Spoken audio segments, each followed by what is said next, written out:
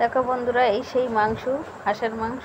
এই মাংসের মধ্যে দেওয়া হচ্ছে সব রকমের মশলা দিয়ে, হলুদ, লবণ, তেল দিয়ে মশলাটাকে হাত দিয়ে সুন্দর করে মাখা হচ্ছে।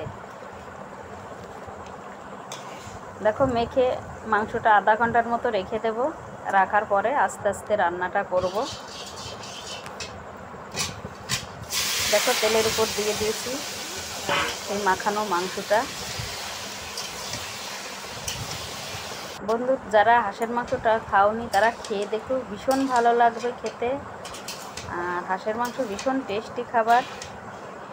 যে একবার খাবে তার সারা জীবন মনে থাকবে, সে বারবার তার খেতে ইচ্ছা হবে। দেখো, মাংসটা কষানো হয়ে গেছে, এবার পরিমাণ মতো জলটা দিয়ে দেবো। আর কাঠের রান্না তো বন্ধুরা ভীষণ ভালো হয়, কাঠের রান্না খেতেও ভীষণ ভালো লাগে। দেখো, কিছু সময় জাল হওয়ার পর আলুটা দিয়ে দিয়েছি। আলুটা আগের থেকেই ভেজে রাখছিলাম। আর মাংসটাকে একটু ঢেকে ঢেকে রান্না করলে ভালো হয়, সিদ্ধটা ভালো হয়। আর দেখো বন্ধুরা, ফোড়নে দিয়ে দিয়েছি তেজপাতা, জিরে আর কাঁচা লঙ্কা বাটা। কাঁচা লঙ্কা বাটাটা দিলে ভীষণ ভালো লাগে, আর মাংসের স্বাদটাই পাল্টে যায়।